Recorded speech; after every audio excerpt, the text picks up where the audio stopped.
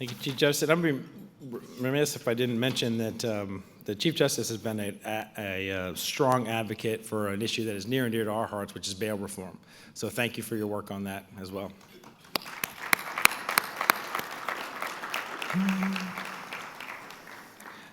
So right now I'm going to introduce a video from one of our sponsors. So we'll play that right now. We come from different walks of life and follow different paths, pursue different professions, practice different traditions. We are different. Yet one thing unites us. We are Americans. We are the Sumners Foundation, developing a network of thought leaders around the founding ideals of self-governance by funding scholarships and investing in programs that educate and engage Americans. The Sumners Foundation, on the job since 1949. Happy Friday morning. Thank you. Thanks. Actually, I was going to ask you to join me in thanking the wonderful staff and management of this conference center. This is a hard time to put on a conference, so thank you folks for a great job that you've done. And of course, it goes out to the management, but especially employees. We know that this has been a very difficult time the last 11 or 12 months to be in your industry. And so to that point, I've been asked to help them out, and you know where Texas Public Policy Foundation stands on individual virtue. We trust you to make choices. But the reality is we are in the city limits of Austin, and the city limits of Austin means that for the rest of the conference, when we're in the hallway, not eating or drinking, I'm going to ask you to do TPPF and these wonderful employees and management a favor and don your mask. I can opine about why that should not be necessary. But today, for the next 5 or 6 hours, that's not the hill that we're going to charge. We will charge that hill one day, but in the spirit of being hospitable guests and in the spirit of being Texans, we don't want to make the lives of these great people any more difficult. So I know that you will make great choices there, and this is a request for you to do that in the spirit of what TPPF believes. Thank you. So last year, 2020, we'll all put it in the rearview mirror, was a year like no other. I saw a tweet the other day that said 2021 is actually just 3 2020s in a trench coat. It was a year like no other. It began with the stock markets having broken records when they closed on December 31st, 2019. But within months, a global pandemic and governmental responses to COVID-19 resulted in the economic freefall that left millions of Americans out of work. They left people socially isolated and emotionally disconnected. It was a bad time. But even the darkest days of the lockdowns, which, by the way, are not over yet in a lot of places, everyday Americans stepped up to truly love their neighbors. We at TPPF were heartened to see how Texans came together to meet the challenge of the pandemic and the associated lockdowns. We were reminded that we live in the greatest state in the greatest country in the history of the world, so we made a video about it. Please enjoy. My fellow Texans, what seemed to once be an abstract problem in faraway countries has landed on our shores. This crisis has led us into dark times indeed. However, dark as they may be, they are not unprecedented. Crisis is a concept the early Texans knew all too well. Brave men fought and died at the Alamo, at Goliad, and at San Jacinto to ensure that their descendants did not have to face a similar tyranny. For the last 184 years, Texans have faced similar challenges from beyond our borders and within our own hearts. Those Texans did not shirk from their responsibility, and neither will we. Now is our time to come together, not as conservatives or moderates or liberals, Republicans or Democrats, but as Texans, united in a common purpose, helping our neighbors solely because they are our neighbors. Social isolation is not the default state of humanity, and times such as these are the perfect opportunity to demonstrate grace and compassion. Social media and mainstream opinion sites are awash with those who would rather litigate blame through their own political lens rather than rolling up their sleeves and helping their friends and relatives make it through this ordeal. As a people, we are better than this. Now is the time to prove that Texas and her people are worth sacrificing for. God bless you. God bless your family and friends. And may God always bless the great state of Texas.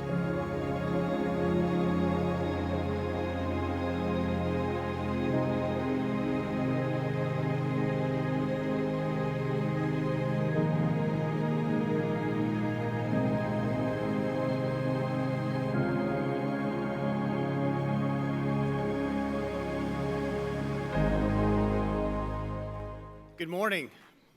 My name is Rob Henneke. I'm the General Counsel here at the Texas Public Policy Foundation. I also want to welcome you to day 3 of what's been an outstanding policy orientation conference. It's my role here, and I'm excited to announce this year's Texas Patriots Excellence in Achievement Award, which has been made possible by our longtime supporters and my friends, Joe and Olga San Miguel. Thank you so much for sponsoring this and making this award possible.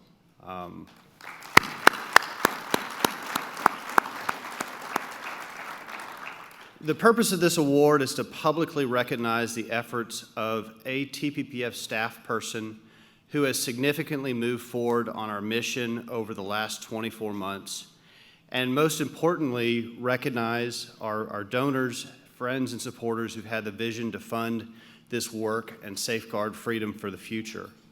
I'm up here because I was the initial recipient of this award last year, and I hope that you can agree, especially from what you've seen in the last 3 days, there are outstanding, amazing people that work at the Texas Public Policy Foundation.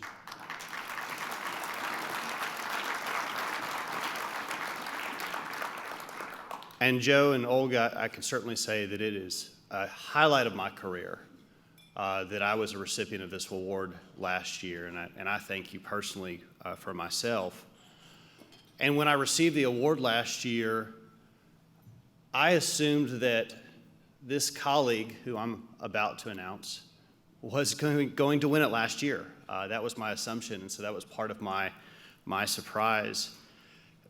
Besides being an expert and a leader in this field that I'm being intentionally vague about, my colleague is just an extraordinary person, a friend, a genuine friend to all we work at TPPF, and someone who literally every time you have a conversation with ends the conversation by saying, "How can I help you?"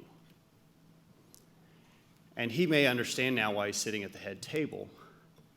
But besides being an extraordinary person, the reason why we want to give this to David Ballot and to recognize his work is because, look, for the last 10 years since the Affordable Care Act was passed, conservatives have been against it.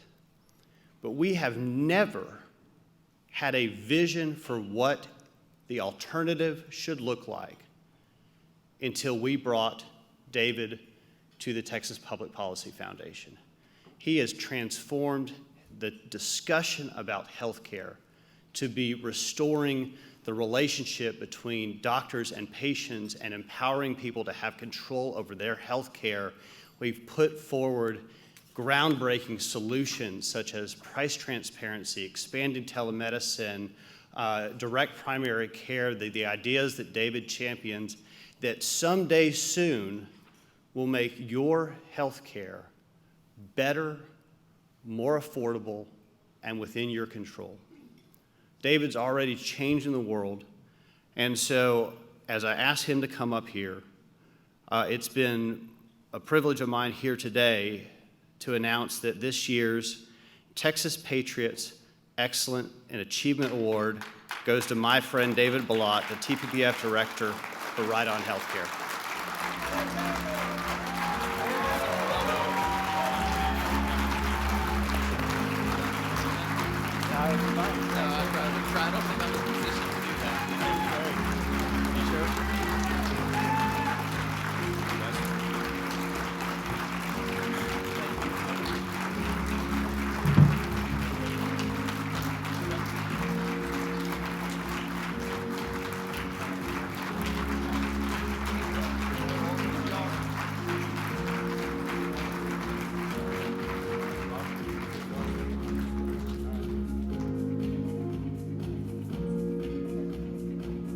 Please come join us. Would you like me to come down?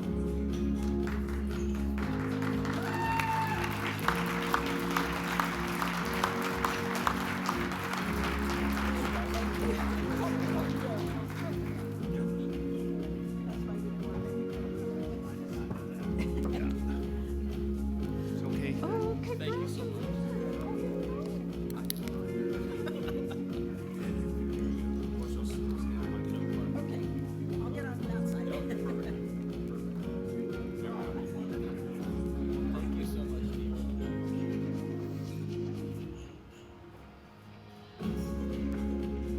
All right, congrats.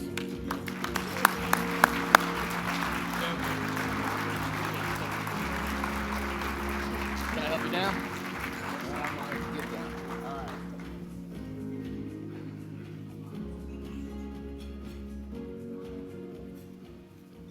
Well, to Joe and Olga and your whole family, thanks for making this possible.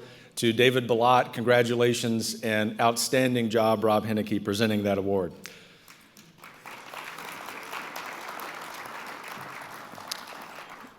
Rob Henneke is going to continue to be the man of the hour in 2021 because one of our very clear objectives, even before next week's inauguration, and acknowledging that Joe Biden is going to be the president of the United States next Wednesday, is that we are, with smiles on our faces, going to be filing lawsuit after lawsuit after lawsuit with smiles on our faces. I hope the media are watching. Y'all made some nasty comments about us yesterday, and all that does is inspire us with smiles on our faces.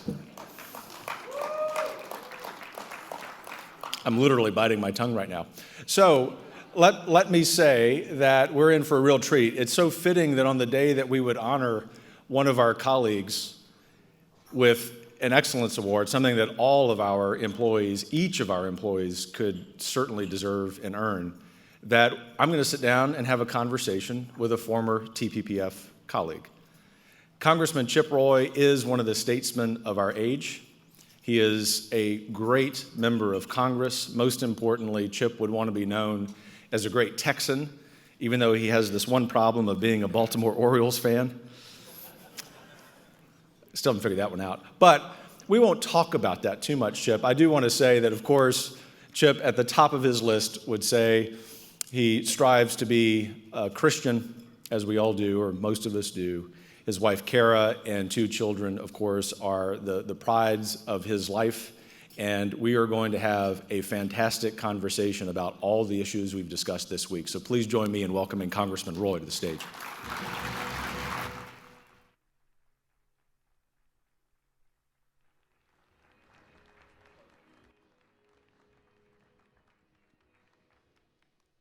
Chip Roy, welcome back to TPPF. Well, it's great to be back. And look, I grew up an Orioles fan in the 1980s when it was Cal Ripken Jr. and Eddie Murray, Jim Palmer, and that was a great team. I have no apologies for that. 16 or 18 straight losses to open one of those seasons? Hey, they won the World Series in 1983, and I'm hanging on to it. This is why we get along. So I'm going to move on to something more substantive before you start bringing that harassment back my way. And that is just the acknowledgement that the last couple of weeks have had to be, for any member of Congress of either party, the most trying of your political career. And I think that our friends here today, including those online, would love just your general assessment. We'll get into some of the details, but just your general assessment of what's been going on. Well, I'm not sure it's possible. First of all, it is great to be here, and it's great to be here with so many friends. I flew back from D.C. last night, and you know, it's a little bit surreal right now. You know, I mean, traveling back and talking to people, and trying to take a step back and keep perspective. And you know, I'll do my best here this morning to do so. And I'm not sure I can explain or put in context anything any more than anybody else has been seeing when you all watch the news and watch events unfold. And I will try to personalize it a little bit about what I've experienced. The one overarching point that I think is really critically important, and I'll get into my positions here in a minute, is this. What unfolded in Washington, what unfolded before the steps of the United States Capitol, goes to deeper issues in our country than the specifics of the election and the specifics of that moment. It goes to a deeper division that has been sowed by the expansive intrusion, in my view, of Washington and all focus on Washington that has been exacerbated by social media in ways that our natural ability as Americans to live peaceably together, coexisting and uniting through federalism and our different worldviews between Texas and California, New York, Florida, is being pulled apart at the seams. Those divisions are what we saw unfold last week. And I think that's what I always try to keep a perspective here. When people are angry, they're angry. They're angry about their businesses being shut down. They're angry about what's happening to their homes and their schools. They're angry that their children are being taught that America is evil. They're angry about inability to afford health care. They're angry about a lot of things that are being foisted upon them without much of a relief valve in a supposedly free society. And we should remember that as we have this conversation. Well, that's well said, and I was planning to ask this question later, but I'll introduce it now. You wrote an outstanding op-ed in the Wall Street Journal earlier this week about social media, and I'm thinking about raising this question now, Congressman, because it's relevant to what you just said. Of all these institutions of civil society, as academics like to call them, churches, Kiwanis Club, Rotary Club, for that matter, organizations like TPPF, other nonprofits, that are on the assault in part because we're so connected to social media. Why don't you walk us through not just your own decision to get away from social media for a little while, which is a big deal for an elected official, but secondly, how that's related to this larger problem that you're talking about of no longer being connected in a real personal way. Sure, you know, and I've used social media a pretty good amount in through my political time and before, although primarily for me, Twitter, and staff would do most of Facebook work. Kara gets on Facebook and we get pictures of friends and all of that. But I've never been one to be sort of captured by it. Twitter I did because I'd follow news and I'd use it as a quick way to be able to inform people and share my views. What I found is that it was starting to, there are a couple of fronts here. I found for me personally, it was capturing my attention in and of itself. That I was going to my phone, I was going to my iPad, and I was digesting my entire connection with the universe through this vehicle. And it is becoming increasingly clear as a scientific matter that it is addictive and that it is changing the way we interact and that we focus on each other. And it is taking us away from the kitchen table. It's taking us away from the churches. It's taking us away from the old Texas dance halls, to use that as an example of community. It's taking us away from the ability to interact as human beings and look each other in the eye. But where it's important, as each and every one of you as leaders in our community knows, you sit in a boardroom and you make tough decisions for your business or for the nonprofit you work on. You make tough decisions as a family about whether to take a vacation or not, whether to send your kids to private school or not, or whether to buy a new appliance or not, whatever the choice is, because you have to make a tough choice. You have to decide and think and look. And right now we're just firing off in 144, 288 character, missives, and it's becoming central to who we are instead of America being central to who we are, right? And so I made a decision last week. I shut it all down. Indefinitely. I don't know if I'll go back or not. Told my staff we're going back to old school. We put out a statement. We put it on our website. I'll put it out. People can circulate it around. But we're going to stop. We're going to think. We're going to call people. We're going to text people. We're going to meet with people. But we're going to stop firing things off in a digital universe. And we're going to try to restore and get back to humanity and community.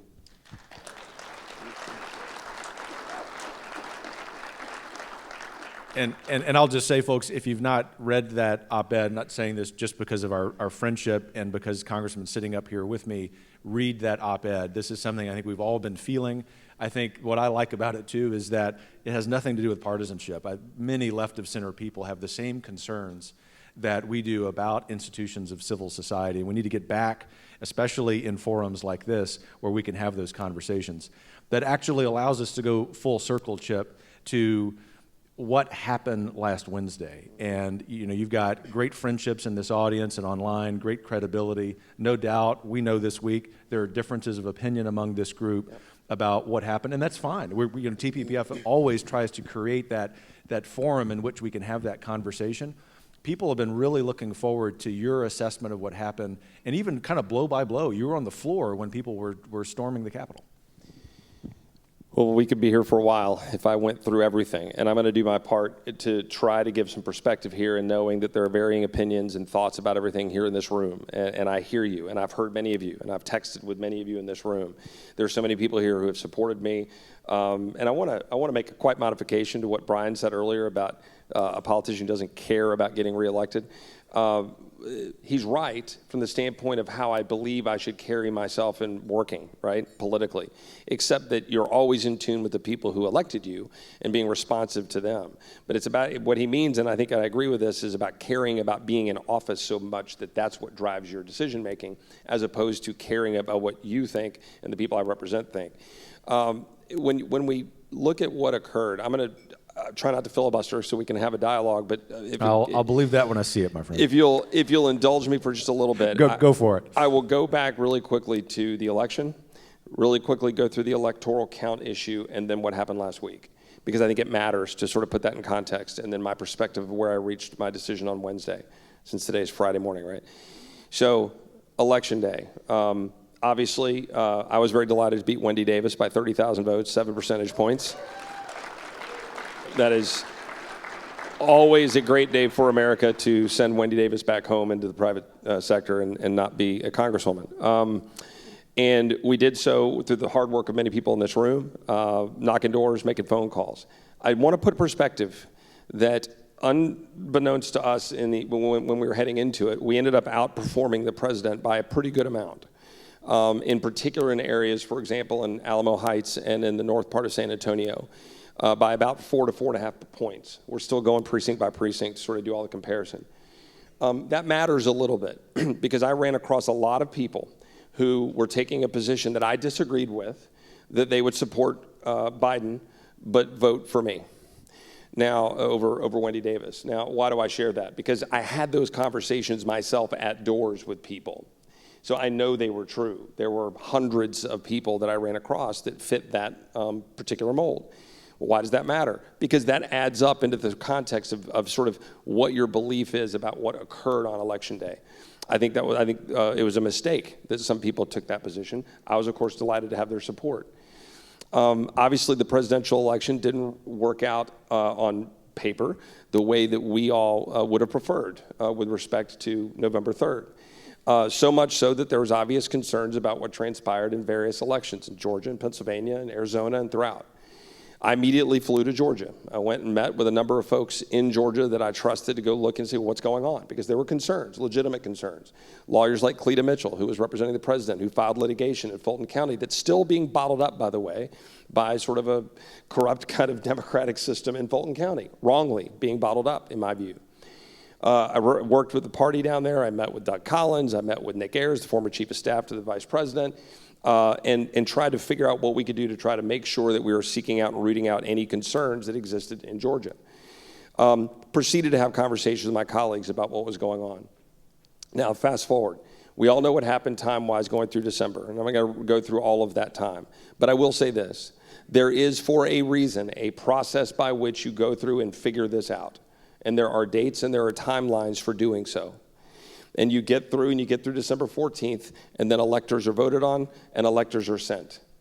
And I want to be very clear about this. There were only one set of electors sent to Congress under color of law from each state of the union. Only one. And therefore, as January 6th was looming, and I was looking into the law and figuring out what was going to happen in terms of counting the electors, I analyzed it this way. The 12th Amendment of the Constitution of the United States is clear. The text of the 12th Amendment, in my opinion, is clear. The Electoral Count Act was passed in 1887, in response to what occurred in 1876 with the Tilden Hayes election.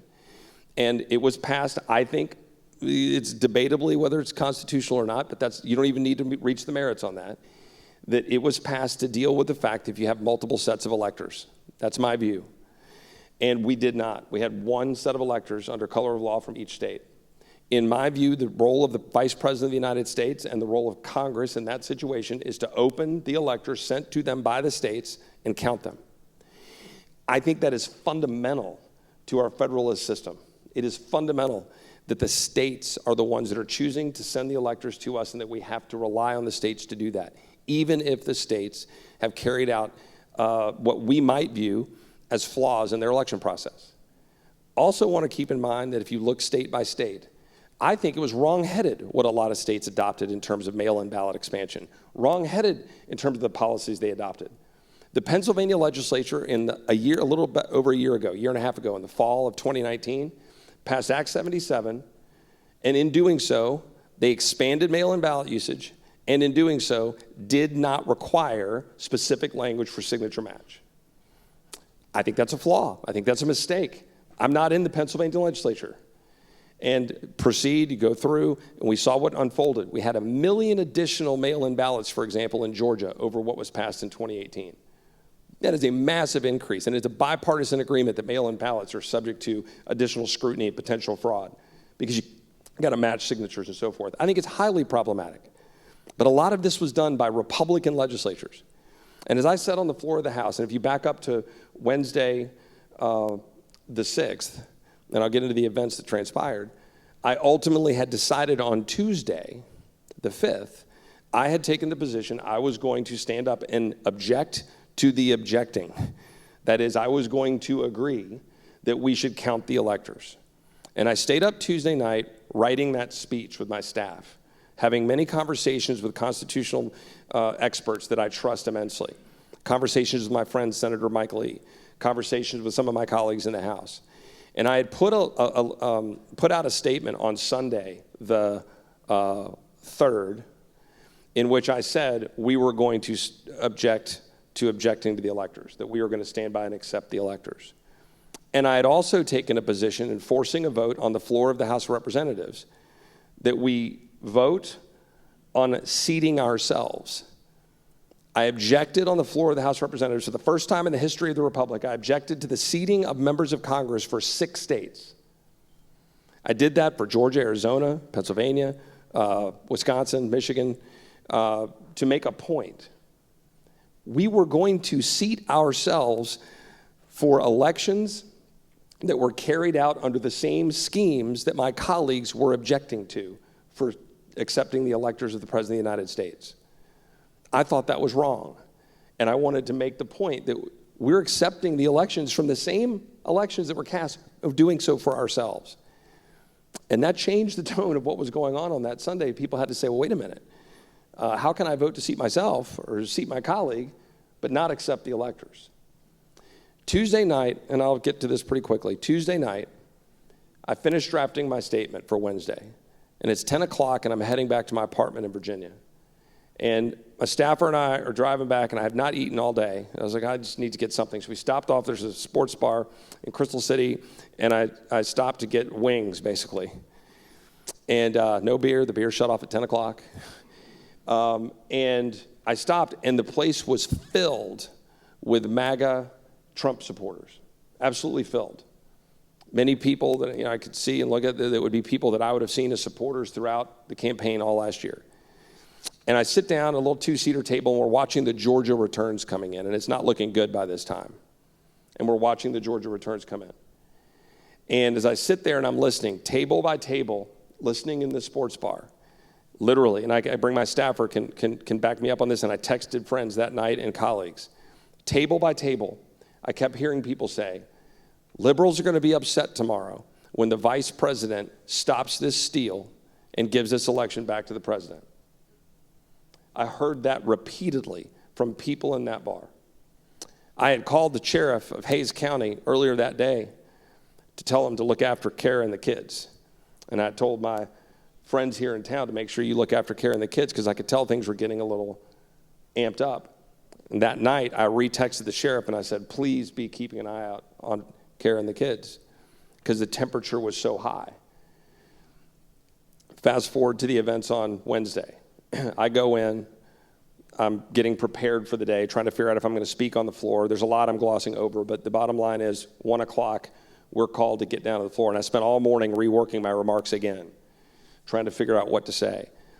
I go in, we sit down, the vice president gavels us in. We accept Alabama, we accept Alaska. And then obviously there was an objection by my colleague Paul Gosar and by my former boss and friend Senator Cruz with respect to Arizona. The vice president then does what the 1887 Act says, and we split up into the two chambers, and we now debate. We're in the middle of debate, and now I'm seeing social media. I had not yet shut down social media at this point. So I'm seeing social media, I'm seeing what's happening outside the Capitol, and it's clearly getting very intense. I've got text messages going around from my staff, and I'm making sure they're safe and that we're trying to figure out how to keep them safe in the Longworth office building where my office is, and coming up with contingency plans. Meanwhile, we're now starting to see a lot of movement around the floor of the House chamber. And now we're starting to see Capitol Hill police start to kind of have more of a presence. Then they shut down debate for a while. And they say, guys, we're going to need to make sure everybody knows that there's been a breach in the Capitol. Now, they thought at that point it was isolated. We froze for a little bit, and then we began debating further. Now, I was about fourth or fifth or sixth in line at this point to speak. Again, I was already knowing I was going to stand up and speak, objecting to the objectors. And so I was waiting and I was preparing. So I'm down in the well, like really in the front, close to the front row, because I was getting ready to speak at the lectern. And then more information's coming out, and all of a sudden we're hearing more noise and commotion. Then they come in and they shut us down again. They get us to all hunker down in place. Now, some of us were a little less inclined to hunker and a little more inclined to figure out what the heck we're going to do next. But people were told to hunker in place, went around and locked the doors of the chamber. Police are now gathering in and around the front side of the chamber. There's now commotion that we're hearing outdoors. Now we're seeing social media saying that this is occurring, that there's been a significant breach. The Capitol Police are now telling us significant breach with significant people in the Capitol complex. Now I hear them come in and say, get your gas masks out. So we have to reach in under our seats, pull out these gas masks, figure out how to open them. We open them up. I'm sitting on the floor of the United States House of Representatives, and I'm pulling out a gas mask. Meanwhile, we're hearing more commotion. We're being told there's tear gas that's been fired in the Capitol Rotunda, and that's why we need these masks. And the commotion is now building. Now we start feeling commotion coming outside the chamber. Now there's banging on the main front doors of the chamber, the doors where the president walks through for the State of the Union. And when I mean banging, I mean loud banging and loud commotion. Capitol Police are now trying to, continue to secure the place. A few of my colleagues are up towards that end where the doors banging is going on. I think it's somewhat noteworthy now. 3 Texans, Pat Fallon, Tony Gonzalez, and Sheriff Nels, helped barricade the door. Meanwhile, I'm down I'm ready to exit. Like, these guys are telling me I need to stay in the chamber, and I'm sitting down here, sitting duck in the floor of the House of Representatives. I'm thinking I'm going to get out of Dodge. So let me just pause here, my friend. Yeah. Sheriff Nels, Tony Gonzalez are barricading the door, but you're looking to get out. Well, so you're not with them trying to. No, well, look, my view is we need to figure out how to get the hell Sure. out of here. Like, why am I going to sit here as a sitting duck on the floor of the House of Representatives? So I go down to the door down by the where the speaker's rostrum is, down to the side, trying to figure out where do we go, because I don't want to sit here waiting for a mob to come dumping into the front door, because they are clearly agitated. And we're sitting down here, relatively speaking, unarmed. I will not speak to who's armed and not on the floor of the House. That's a whole other debate right now. But we're, relatively speaking, as a body, unarmed. So I go down over here, and there's Capitol Police, and I said, where are we going to go? And then Capitol Police down on that side say, we want you all to come out this way. So I open that door, yell at my colleagues, Capitol Police want us to exit this way.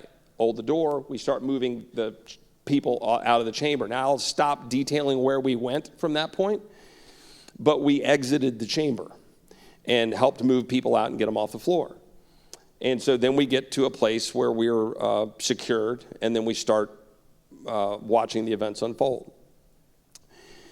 I don't have to go through the rest of the events that unfolded that day to tell you that it was obviously concerning. Now, at any point in all of that, was I, frightened for my own well-being per se? I wouldn't say frightened. What I'd say is that we were all sitting there in a chamber with a mob descending upon that chamber without any real way to defend ourselves, for the most part, other than whatever Capitol Police could do. And as the events have seen, and we've now seen historically, they were overrun. God bless, by the way, that Capitol Police officer on the Senate side who directed those people away from the Senate chamber, where the Vice President of the United States and the United States Senate was meeting, carrying out their constitutional duty in that United States Senate chamber. So we then get secured. I had put out on social media that I will not be deterred by a mob, that we will go back to the floor of the House of Representatives and we will go carry out our constitutional duty on January 6th to count the electors, and that we will not back down in doing that. And we didn't. We went back and we counted, and the Vice President and the Speaker of the House should be commended together, along with the leadership in both the Senate and the House, McConnell and McCarthy, for pulling us all back together and doing our job and counting the electors. Well, let me just say, Congressman, that, and you and I know this, differences of opinion among conservatives, thoughtful conservatives, about some of the things that led up to that. Yep. But one of the things that we at TPPF admire about you, our former colleague, is your transparency. When you and I were talking about your coming to breakfast, you said, Kevin, I want to talk about the decision that I made. I'm not hiding from it, and I just want to thank you for doing that. Well, it's important, and so now let me explain. So I explained how I got to the place I did on electors, and look, and I have a disagreement with certain friends on that, but I believe very strongly that we should count the electors. But let me also say something about what I said on the floor with respect to the impeachment, and we can talk about that at greater length or shorter. I'm here for y'all, but I do want to say this. I was on the floor of the House of Representatives the day before yesterday, and I cannot believe this is what we were doing in the first week of being here back in Congress. I voted against the articles of impeachment. I mean, people know that now. But I also stated that I thought that the conduct of the president was impeachable. Now, there are many people that don't understand that or might take issue with that. Let me explain why. The president on January 4th, for sure, and I think prior, but certainly on the 4th in Georgia, made very specific comments about what the Vice President of the United States can and should do, in the opinion of the president, to make a decision about how to count the electors on the 6th. He did so again on the 5th. He did so openly and publicly. He did so on Twitter. He did so on the day of, on the 6th. In talking about encouraging the Vice President of the United States to unilaterally decide not to count the electors sent for counting by the states. I believe that the Vice President of the United States has an obligation under his oath of the Constitution to count those electors. And I believe that the President encouraging him to do otherwise was wrong. And doing so publicly, doing so loudly, I believe led directly to a belief by many of the people on the mall that something could transpire on the 6th that could not transpire. And that was a problem, y'all. It was suggesting that the president could be left in power or put back in power, and that was never going to happen on the 6th. And it was why there were people, if you watch the video, there were people marching through the United States Capitol chanting, "Hang Mike Pence." That was a direct and predictable and foreseeable result of building up something that could occur on the 6th that, in my opinion, could not under the Constitution of the United States. I think the president was ill-served by some people that were telling him that that was possible. Frankly, I think it was only one person that was telling him it was possible. I think the vice president should be commended, extraordinarily commended, for him standing up and honoring his oath under the Constitution to count the electors on Wednesday. And as a result of the president doing that, I think wrongly and unfortunately, given the strong legacy of his 4 years as a president, for all of the issues everyone in this room generally agrees with, in terms of regulations, in terms of Israel, in terms of taxes, in terms of judges, in terms of standing up against the swamp, all of those things that we all agree on. I think it was a mistake and unfortunate, and I do believe it was impeachable on what he said and did with respect to the vice president. I cannot tell you how proud I was of the vice president when I shook his hand on the floor of the House of Representatives at 4 o'clock in the morning after we counted the electors. And I said, Mr. Vice President, thank you for standing up and doing your job under the Constitution of the United States to count the electors. That's the position that I took. It's the position that I believe in. It's the position that I will own. It is the position that I will be happy to respond to anybody, anytime. But I swore an oath to uphold the Constitution of the United States. And as I said to in a conversation I had with Peggy Noonan a few days ago on this topic, I was seeking advice from lots of people all over. I am very frustrated about certain circumstances in our country. I'm very concerned about the divisions I've already described, but I refuse to give up on the United States of America. I refuse to give up on the country that our forefathers fought, bled, and died for. I refuse to give up on the Constitution. I'm going to stand up and defend the Constitution as long as I'm under oath to do so as a member of the United States Congress. Thank you. And regardless of whether all of us agree with Congressman Roy, the fact that a member of Congress would come sit here and explain with such transparency and I'll say courage is really commendable. And it deserves a round of applause. And I say that having some differences of opinion with you, just speaking as Kevin, not for TPPF, but we always have aired those collegially, and that's really the point. And so, just to clarify one thing, Chip, before we move on to some hopeful commentary, you voted no on impeachment because you thought the articles as drafted were not acceptable. And so I just wanted to clarify that for the audience.